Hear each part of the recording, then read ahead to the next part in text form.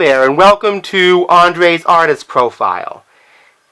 When I was about 6 years old, I was listening to the radio with my mother and my father, and I heard this song called Sweet Love by a vocalist that just absolutely gave me goosebumps.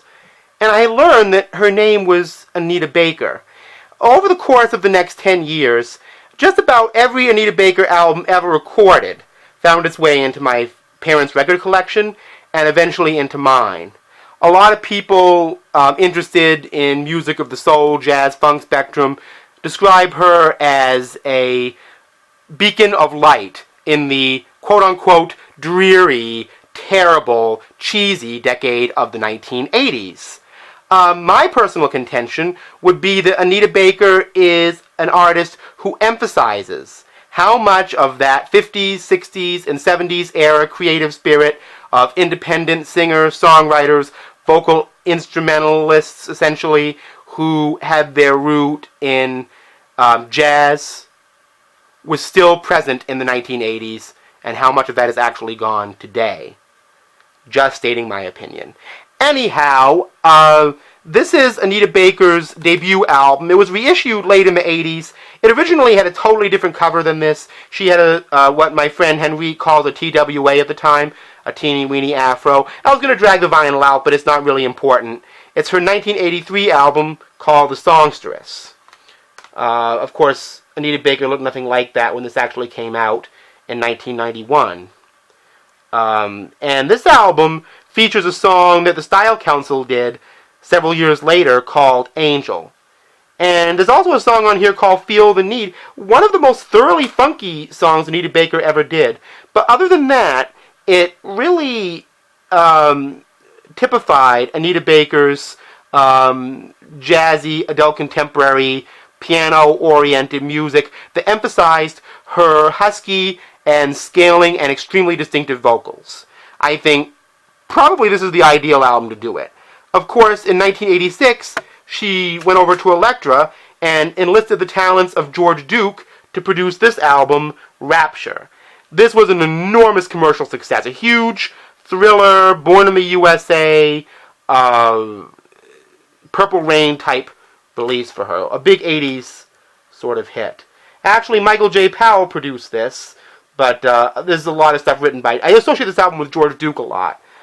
Sweet Love, Caught Up in the Rapture of You, Same Old Love, 365 Days a Year. Oh. This album is a monster. I'm telling you, this is...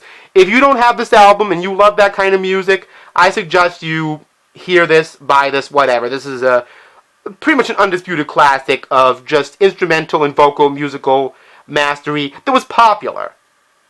Musical mastery that was popular. You can't get much better than that, can you? The next album, when I was younger, being a biracial person, I didn't really have a lot of people I could relate to. And one day on the bus, I met this young black man named James. And his mother was a woman named Joni. And they lived in the community. And they were the only other black people that we really ever knew. You know? And even though I was biracial and he wasn't, his mother loved this album, was always playing it around the house when I would go to visit. And I love this song, Giving You the Best That I Got. My father had this on cassette. He got it recommended to him by this Joni I spoke of. Another great album, great follow-up to Rapture from 1988. The next album I missed the first time around, from 1990, called Compositions. It's very much in the vein of the last two albums, but I'm not sure it was entirely as popular as those other ones, and has since become kind of a budget bin classic, as it were. That's usually where you end up finding it. The next album was Rhythm of Love from 1993. Now this particular album featured kind of a half standards, half originals format. Again, very much in the league of the last few albums, with that little bit of a slight, more mechanical 90s touch to it, but Anita Baker really knew how to do it well. And this was 1994 this came out. Anita Baker's last album to date is this album, My Everything, which came out in 2000 and What year did this come out? I'm going to say it came out around 2004 on Blue Note Records. Again, I really didn't get it at the time when it came out for some reason. Neither did members of my family. And she has a new album on her way out, but there's no set release date, and it keeps getting bumped back. So I hope to hear from Anita Baker again soon, and that's what I have for her. And this is her birthday today, and I wish her a very happy birthday. And we really want to hear some new music from you. Anita Baker and Sade were two of the most important and influential musical figures in the female artists when I was growing up. And I think they were for a lot of people, and a great example for female artists today.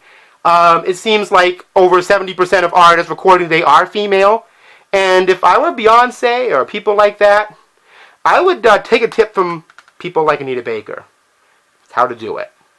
See you next time.